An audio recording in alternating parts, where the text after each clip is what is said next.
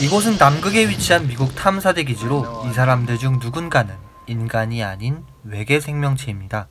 사람의 몸속에 숨어있는 이 외계 생명체는 인간을 완벽하게 복제하는 능력을 갖고 있기 때문에 사람들은 지금 서로가 외계 괴물이 아닌지 의심하고 있는 상황인데요.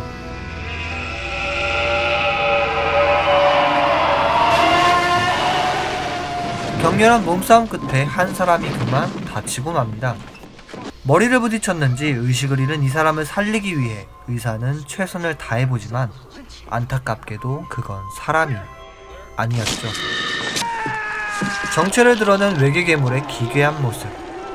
괴물은 곧바로 화염방사기를 맞고 제거되지만 이렇게 머리가 은근슬쩍 도망가기도 합니다. 과연 이 남극기지에서는 무슨 일이 벌어지고 있는 걸까요? 영화 리뷰 탁성. 연도를 알 수 없는 언젠가 지구에 추락하는 UFO의 모습으로 이 영화는 시작합니다. 그리고 이어지는 건 1982년의 남극. 헬리콥터를 탄 노르웨이 탐사팀은 한 마리의 개를 쫓아가며 총을 쏘고 있는데요.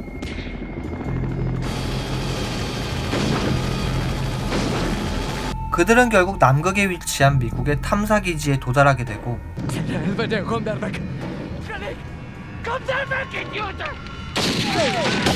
총으로 개를 사살하려다가 인명피해까지 내게 됩니다. 서로 말이 통하지 않는 바람에 결국 노르웨이 탐사팀은 미국 탐사팀의 총에 맞아 사살되고 말죠. 미국 탐사팀은 이 사건의 진상을 조사하기 위해 노르웨이 기지로 사람을 보내게 되는데 그곳에 살아있는 사람은 한 명도 없었고 매우 수상한 시체만을 발견하게 됩니다. 미국인들은 그 수상한 시체를 기지로 가져와 조사해보지만 매우 흉측하다는 것 말고는 아무런 수확이 없었죠. 그런데 그날 밤 노르웨이 탐사팀이 쫓던 개가 개장에서 끔찍한 괴물로 변하고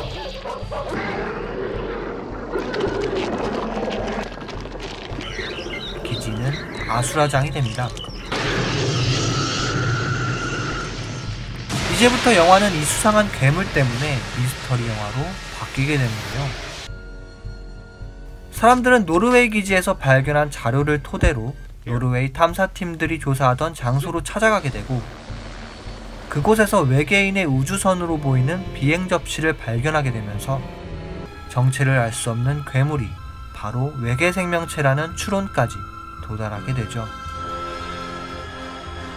한편 블레어는 괴물이 남긴 잔해를 연구해서 괴물의 세포가 생명체의 세포를 흡수하고 복제한다는 사실을 알게 되고 이 괴물이 전세계로 퍼져나가게 된다면 인간은 멸망하게 될 거라는 것도 알게 됩니다. 그러던 중 죽은 줄로만 알았던 괴물에게 동료인 베닝스가 당하게 되고 베닝스로 변하던 괴물은 사람들에게 붙잡혀 불태워지게 됩니다. 이제 이곳에 있는 탐사대원 중 누군가는 이미 사람이 아닐 수도 있기에 사람들 사이에는 서로가 서로를 믿을 수 없는 불신이 싹트게 되고 살아남은 사람들은 숨어있는 괴물을 찾아내기 위해 피검사를 해보려 하지만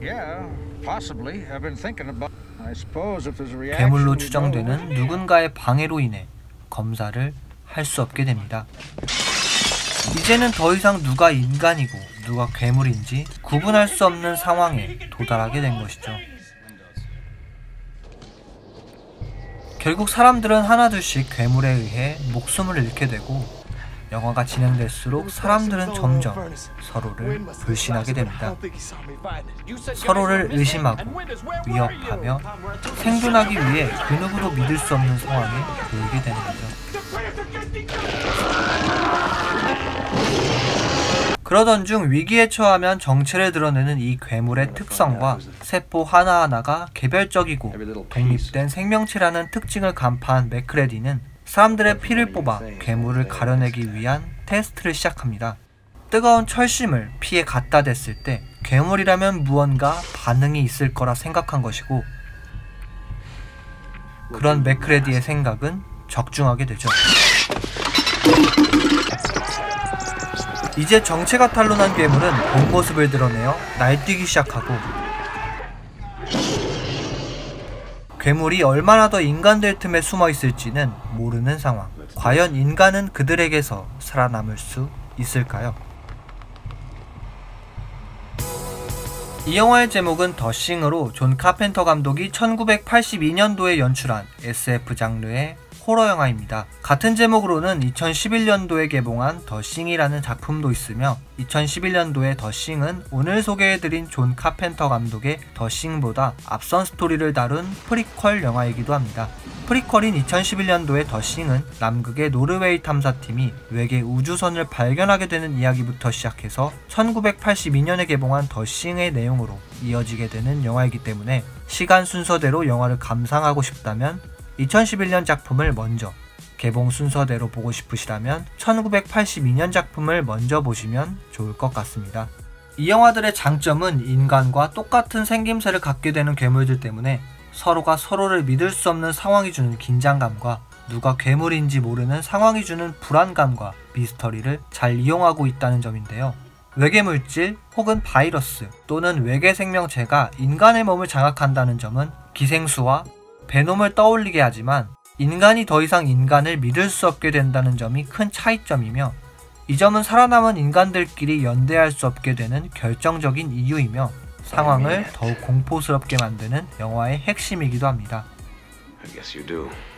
괴물이 존재하지만 누군지 알 수 없는 그 불안감에서 오는 서스펜스를 적극적으로 활용하는 것도 바로 이 영화가 가진 큰 장점이라고 볼 수 있습니다.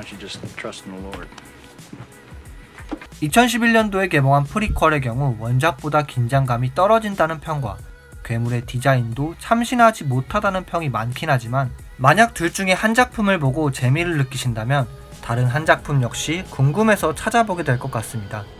그로테스크하고 고어한 장면들이 분명 많은 영화이기 때문에 그러한 장면들을 견딜 수 없다면 거르셔도 좋습니다. 1982년 작품은 해외에서는 R등급, 국내에선 청소년 관람 불가 판정을 받았으며 2011년 작품은 해외 R등급, 국내에선 15세 관람가 판정을 받았습니다. 하지만 두 작품 모두 수위가 꽤나 높기 때문에 잔인한 걸 못 보신다면 조심하셔야 될 것 같네요. 1982년 작품의 경우 CG가 하나도 없는 수공예 모형들로 영화를 촬영했음에도 불구하고 영화 속 모형들의 디테일과 괴기함이 대단한 영화인데요. 2011년도에 제작된 영화 역시 단순히 CG에만 기대지 않고 상당 부분을 수제작한 모형들로 영화를 촬영했다고 합니다. 하지만 후반 작업에서 CG를 과도하게 덧입히는 바람에 영화 속에서 크리처들의 생생한 질감이나 느낌들은 사라지고 컴퓨터 그래픽의 느낌이 강해져 버려서 원작보다 좋은 평가를 얻진 못한 것 같네요. 그럼에도 불구하고 서로를 의심하고 불신하게 된 사람들의 손에 인류의 운명이 걸려있는 상황에서 과연 사람들은 어떻게 행동하고 이 상황을 헤쳐나갈지 궁금하시다면 1982년과 2011년에 제작된 이 영화 더 싱 두 편 모두 추천해드립니다. 어제까지도 믿을 수 있던 누군가를 믿을 수 없게 된 사람들의 이야기. 영화 더 싱이었습니다.